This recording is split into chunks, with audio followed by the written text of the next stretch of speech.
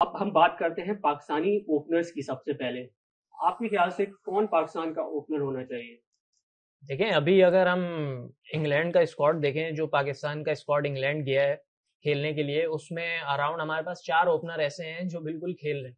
लेकिन मेरे ख्याल से बाबर आजम और साइम अयूब को ही ओपनिंग करनी चाहिए, क्योंकि as a captain Babar Azam की तो लाजमी टीम में जगह है। वरना वो T20 के हिसाब से इतने ऐसे बैट्समैन नहीं है कि उनको T20 में चांस मिलना चाहिए। क्या क्या बात कर रहे हैं आप? अभी तो उन्होंने 60 रन की इनिंग खेली है, 30 बॉल्स पे अगेंस्ट आउट। आयरलैंड खेली है। तो फाइनल क्या भी आप हो गया। आयरलैंड को एक स्ट्रॉन्ग टीम कंसिडर नहीं कर रहे? नहीं, बिल्कुल नहीं, कभी क्या भी बात नहीं कर रहे हैं किया। आप? क्योंकि आयरलैंड एक ऐसी टीम है कि आसान हरीफ है हमेशा से पाकिस्तान के लिए। तो मेरे ख्याल से बाबर आजम की अभी टीम में जगह नहीं बन रही। जो हम 18 स्क्वाड अगर देखें तो उसमें हमारे पास उससे अच्छे ऑप्शन मौजूद हैं जो T20 स्पेशलिस्ट है।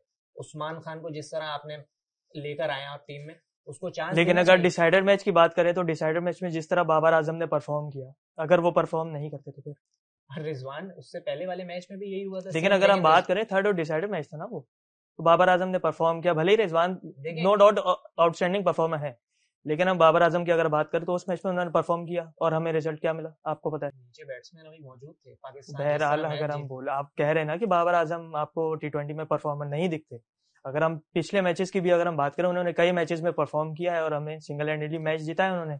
देखिए, कई मैचेस में परफॉर्म किया है, लेकिन कोई इवेंट बता दें जो उन्होंने जितवाया हो अच्छा अभी अच्छा। तक।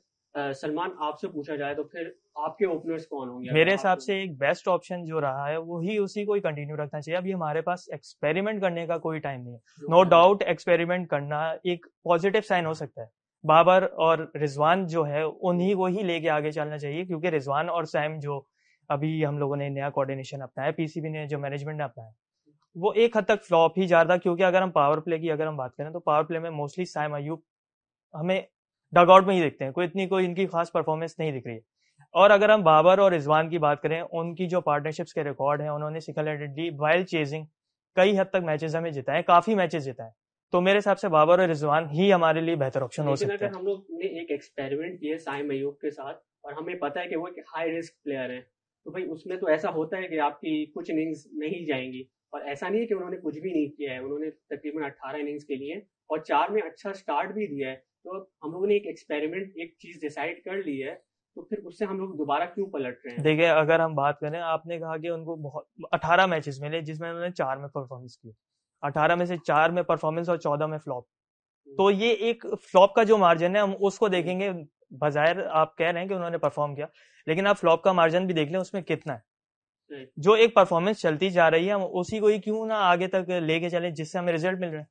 लेकिन रिस्क जो लेता है वही प्लेयर वो करता है। बाबर आजम और रिजवान जो है वो ग्राउंड शॉट्स खेलते हैं, पावर प्ले का फायदा नहीं उठा सकते। हमें ऐसा प्लेयर चाहिए जो पावर प्ले में हार्ड हिटिंग करता हो। हमें अराउंड 60 to 70 रन बोर्ड पे लगा के दे। हमें 35 रन वाली क्रिकेट अब नहीं चाहिए, क्योंकि अब टीम्स जो आ रही हैं आपके अगेंस्ट, जो वर्ल्ड कप में टीम्स आ रही हैं, वो आपको चांस नहीं देंगी। अगर आपका ओपनिंग फ्लॉप होता है तो फखर जमान नीचे आके हिटिंग करने पे जाएगा, उसकी भी विकेट मिल सकती है। तो हमें चाहिए कि हम ऐसे ओपनर के साथ जाएं जो अगर 6 ओवर भी खड़ा हो जाता है तो हमें इतना रन बना दे कि हमारे नीचे आने वाले बैट्समैनों पे प्रेशर ना आए। ये भी तो चीज मैटर करती है यहाँ पे। नहीं, आपने सही कहा। और मैं एक हमारे नामवर ऑलराउंडर हैं शोएब मलिक, वो भी अपना नाम चाह रहे थे कि वो टीम में आ जाए, लेकिन वो आ नहीं पाया PSL में। इंस्टेड ऑफ दैट उनका निकाहनामा आ गया। तो वो उन्होंने अभी एक बहुत इंटरेस्टिंग बात कही कि अगर मैचेस जो हैं हाई स्कोरिंग हो रहे हो, लाइक 200 वगैरह, तो फिर आप साइम अयूब और बाबर या रिजवान के साथ जा सकते हैं। लेकिन अगर हाई स्कोरिंग मैच नहीं हो रहे, 150 और 160 के मैचेस हो रहे हैं, तो फिर बाबर और रिजवान लाइक अच्छा कॉम्बिनेशन हो सकता है। उसके बारे में आपका क्या ख्याल है? देखिए, 160 और 150 के मैचेस जो हैं वो सिर्फ पाकिस्तान के हो रहे हैं। अगर आप दूसरी टीम्स के देखेंगे तो 200 भी बन रहे हैं और 190 भी बन रहे हैं, चेज भी हो रहे हैं। और कभी कभार ऐसा होता है कि बॉलिंग कामयाब होती जाती है, चेज नहीं हो पाता।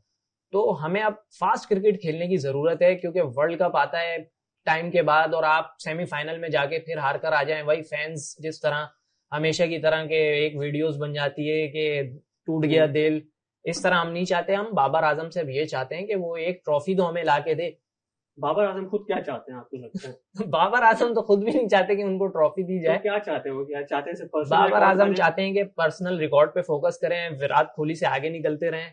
बाबर आजम की मुझे लगता है ये ख्वाहिश है कि वो सिर्फ पर्सनल फोकस करें रिकॉर्ड्स पे और सारी चीजों पे। अच्छा, आपने हाई स्कोरिंग मैचेस की बात की कि पाकिस्तान के नहीं हो रहे, लेकिन सलमान हमने यहाँ देखा है कि अगर बाबर रिजवान की जो पार्टनरशिप्स हैं वो 200 प्लस भी रही है और चेस करते हुए रही है, तो ऐसा तो नहीं है कि लाइक उन्होंने कभी चेज ही नहीं किया 200 प्लस को, उस पर आप क्या कहेंगे? देखिए, परफॉर्मेंस मैटर्स। अगर हम परफॉर्मेंस की बात करें, जिस तरह वो कंसिस्टेंटली, अगर हम पिछली सीरीज की अगर हम बात करें, इंडिया के खिलाफ जो T20 वर्ल्ड कप 2021 में उन्होंने परफॉर्म किया था, वो सिंगल हैंडेडली अपनी परफॉर्मेंस से ही मैच लेके जाते हैं। भले ही वो इनके मुताबिक ग्राउंड शॉट्स खेलते हैं, लेकिन वो कई हद तक कामयाबी पाकिस्तान की गिरफ्त में ले आते हैं। तो ये है कि हमारा ओपनिंग पेयर जो हम इसी को ही लेके चलें, भले ही हमारी T20 फॉर्मेट कितनी ही वसी आगे की तरफ क्यों नहीं जा रही, लेकिन हमें रिजल्ट जो मिल रहा है वो इसी से ही मिल रहा है, तो हमें इसी को लेके चलें तो बेहतर होगा। रिजवान कह रहे हैं, आप कह रहे हैं साइम और बाबर एज अ कैप्टन खेलेंगे, तो वो इस वजह से मैंने उनको टीम में डाला। मेरा भी पर्सनल ओपिनियन है साइम और बाबर। साइम आपको अच्छा स्टार्ट दे सकते हैं। हमारे मैचेस जो हैं यूएसए में, अभी हमने देखा है कि वहां पर एडलेड क्यूरेटर ने पिच बनाई है, तो हो सकता है हाई स्कोरिंग मैचेस हो, तो साइम और बाबर एक अच्छा कॉम्बिनेशन हो सकते हैं। बाकी अगर अब हम आते हैं नंबर 3 पोजीशन पे, अगर साइम और बाबर के साथ हम ओपनिंग करें तो आपके ख्याल से नंबर 3 पे कौन आना चाहिए? एक ही ऑप्शन बचता है आपके पास, मोहम्मद रिजवान, क्योंकि पीछे आपके पास काफी प्लेयर्स पड़े हुए हैं, तो 1 डाउन पोजीशन पे मैं मोहम्मद रिजवान को रखूंगा, क्योंकि परफॉर्मेंस उनकी हमेशा से रही है, मुश्किल पिचेस पे रन्स निकाल के दिए उन्होंने, तो मेरे ख्याल से जब चाहे वो तेज भी खेल सकते हैं, जब चाहे तेज भी खेल सकते हैं, एज अ फील्डर भी बहुत अच्छा परफॉर्म करते हैं। अगर विकेट कीपिंग उनसे करवाई जाए तब भी उन्होंने पूरी जान मारी है, तो मोहम्मद रिजवान अच्छा ऑप्शन है। देखिए, मेरा ख्याल ये है कि अगर हम ओपनिंग पे साइम अय्यूब को एक्सपेरिमेंट के तौर पर यूज कर सकते हैं, तो हमें 1 डाउन भी साइम अय्यूब को आजमाना चाहिए। जो एक्सपेरिमेंट से जो हमें रिजल्ट मिलेगा वो एक्सपेरिमेंट करके ही मिलेगा, तो मेरे ख्याल से साइम अय्यूब को 1 डाउन यूज करना चाहिए, खासकर ऑस्ट्रेलियन पिचेस कंडीशन में। अमेरिकन है, लेकिन वही है कि अगर साइम अय्यूब को 1 डाउन पे लेके जाएंगे, हमने देखा है पीएसएल में इतना कोई खास उन्होंने किया नहीं था। जब वो ऊपर आ जाते थे बाबर के साथ तब ज्यादा अच्छा परफॉर्म करते थे, और फिर मोहम्मद हारिस नीचे आते थे, तो आपको लगता है वो कंडीशन पे डिपेंड करता है, लेकिन मेरे ख्याल से साइम को हमें यूज करना चाहिए 1 डाउन। और साइम अय्यूब ने सीपीएल में भी खेला हुआ है लास्ट ईयर, तो वो भी शायद काम आ सकता है। बिल्कुल, एग्जैक्टली यही है। तो आपका कहना है कि थर्ड पे साइम अय्यूब को यूज करना चाहिए। वैसे उस्मान खान कहाँ चले गए? वो यूएई से यहाँ पर आए थे, तो अब आपको लगता है कि वो सिर्फ सैर करने के लिए आए थे इंग्लैंड और अमेरिका की, या उनको चांस मिलेगा? देखिए, मेरे ख्याल से उस्मान खान ने बहुत सोच समझ के फैसला नहीं लिया अपने साथ जो किया। उस्मान खान कहाँ फिट होंगे आप मुझे बताएं। विकेट कीपर बैट्समैन में हमारे पास 2 ऑलरेडी ऑप्शंस हैं। 3 पे आ सकते हैं अगर चाहें। क्या कहाँ अगर आप किसको रिप्लेस रिजवान को खिला रहे हो, तो उस्मान खान भी तो अगर उस्मान खान को यूज करना था तो आइलैंड सीरीज में क्यों बिठाया? उसमें भी तो आपको यूज करना चाहिए था ना। एग्जैक्टली, लेकिन अब वही है, अब आइलैंड सीरीज में हम लोग ने क्या लगता है आपको इंग्लैंड सीरीज में उनको मौका मिलेगा? एक मैच अभी भी बाकी है, मिल सकता है, क्योंकि लोग बोल रहे हैं कि साइम को ड्रॉप किया जाए, तो हो सकता है एक मैच में उस्मान खान को मौका मिले, और अगर उन्होंने परफॉर्म कर दिया, ये डिपेंड करता है तो कि आगे होता क्या। लेकिन परफॉर्मेंस से आप वर्ल्ड कप में तो किसी को सिलेक्ट नहीं कर सकते ना। इस तरह तो पीएसएल में आजम खान ने भी पता नहीं कितना स्कोर किया हुआ है, लेकिन इंटरनेशनल में आके कभी उसको हमने परफॉर्म करते हुए नहीं देखा।